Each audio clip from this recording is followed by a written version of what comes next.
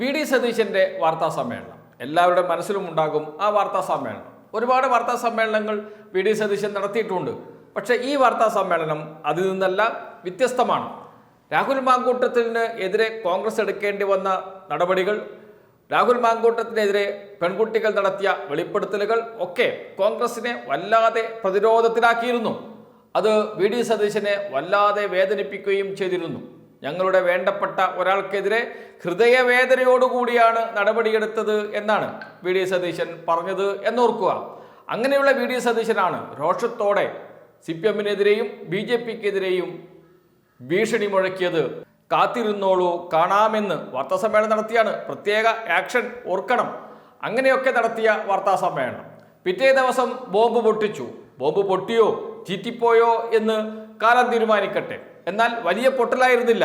പഴയൊരു സംഭവത്തെ വീണ്ടും എടുത്തുകൊണ്ടുവരികയാണ് ചെയ്തത്. പഴയ വീഞ്ഞ് പുതിയ കുപ്പിയിൽ എന്ന് വേണമെങ്കിൽ പറയാം. C. കൃഷ്ണകുമാറിനെതിരെയാണ്, BJP നേതാവിനെതിരെയാണ് BJPയുടെ സംസ്ഥാന അധ്യക്ഷന് യുവതി പരാതി കൊടുക്കുന്നത്. നേരത്തെയുള്ള സംഭവമാണ്. കുടുംബ വഴക്കാണ്. കോടതിയിലെത്തിയതാണ്. കോടതി കേസ് തള്ളിയതാണ്. C. കൃഷ്ണകുമാറിനെതിരെ പരാതി തള്ളിയതാണ് കോടതി. പോലീസ് അന്വേഷിച്ചതാണ്. ഉമ്മൻചാണ്ടി സർക്കാരിന്റെ കാലത്ത് രമേശ് ചെന്നിത്തല ആഭ്യന്തര വകുപ്പ് മന്ത്രിയായിരിക്കുമ്പോൾ അന്വേഷിച്ചതാണ് പോലീസ്. കുറ്റക്കാരനല്ല എന്ന് കണ്ടെത്തിയതാണ് പോലീസ്. ആരുടെ പോലീസ്? UDF സർക്കാരിന്റെ കാലത്തെ പോലീസ്. അങ്ങനെ കോടതി കുറ്റവിമുക്തനാക്കിയതാണ് C. കൃഷ്ണകുമാറിനെ. അപ്പോൾ ലൈംഗിക പീഡന കേസല്ല, സ്വത്ത് തർക്കമാണ്.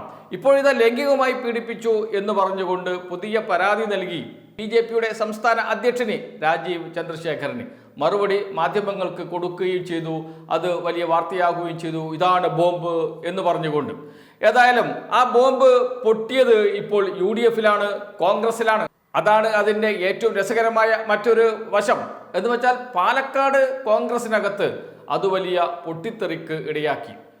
C. കൃഷ്ണകുമാറിനെതിരെയുള്ള ആരോപണം അതുമായി മുന്നോട്ട് പോകേണ്ടതില്ല എന്ന് പാലക്കാട് ജില്ലയിലെ കോൺഗ്രസിലെ ഒരു വിഭാഗം പറഞ്ഞു. KPCCയെ അത് അറിയിക്കുകയും ചെയ്തു. ഇപ്പോൾ KPCC അതേക്കുറിച്ച് മിണ്ടുന്നില്ല. കാരണം പാലക്കാട് മുതിർന്ന കോൺഗ്രസ് നേതാക്കൾ ഈ വെളിപ്പെടുത്തലിന് അല്ലെങ്കിൽ ഈ ബോംബ് കോട്ടിലാണ്, ബോംബിന് എതിരെ രംഗത്ത് വന്നു.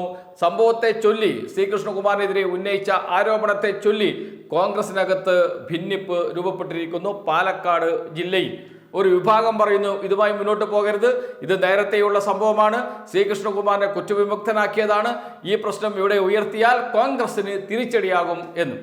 പക്ഷേ ഒരു വിഭാഗം മൗനത്തിലാണ്. എന്നാൽ ഇതാരാണ് പുറത്ത് കൊണ്ടുവന്നത്? ആരാണ് ഇതിന് പിന്നിൽ? എല്ലാവർക്കും അറിയാം.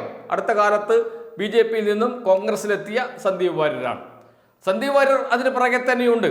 സന്ദീപ് വാര്യറിന് ഒരു മേൽക്കൈ കിട്ടുന്ന രൂപത്തിൽ പാലക്കാട്ടെ കോൺഗ്രസ് സന്ദീപ് വാര്യർ നേതാവായി വരുന്നതിൽ അസൂയുള്ള ആളുകളൊക്കെ ഉണ്ടാകും പാലക്കാട്. അതാണല്ലോ കോൺഗ്രസ്.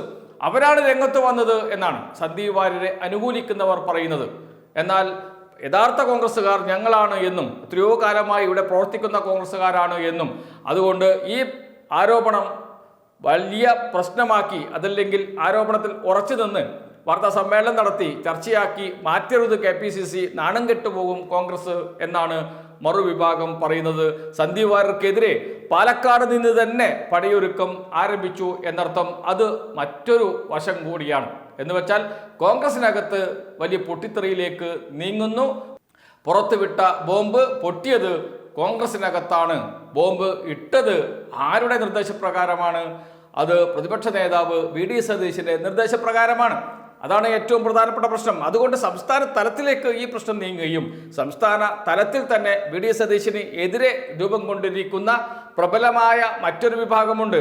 അവർ ഈ പ്രശ്നം സജീവമായി ഉയർത്തുകയും വി.ഡി. സതീശൻ കോൺഗ്രസിന് തന്നെ UDF-ന് തന്നെ ഒരു ബാധ്യതയായി മാറിയിരിക്കുകയാണ് എന്ന് കോൺഗ്രസിനകത്ത് ചർച്ച ഉയർത്തിക്കൊണ്ടുവരുവാനും വി.ഡി. സതീശനെതിരെ കരുക്കൽ നീക്കാനും ഇപ്പോൾ തുടങ്ങിയിട്ടുണ്ട് എന്ന വാർത്തകളാണ് കോൺഗ്രസിൽ നിന്ന് പുറത്തു വരുന്നത്.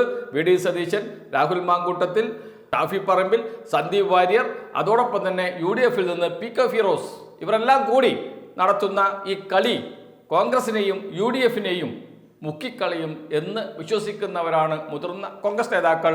അവർ സംസ്ഥാന തലത്തിൽ ഇതിനെതിരെ രംഗത്ത് വന്നിട്ടുണ്ട്. എന്ന് വെച്ചാൽ പാലക്കാട് BJP-യിലിട്ട ബോംബ് കോൺഗ്രസിനകത്താണ് ഇപ്പോൾ പൊട്ടിയത് എന്നർത്ഥം.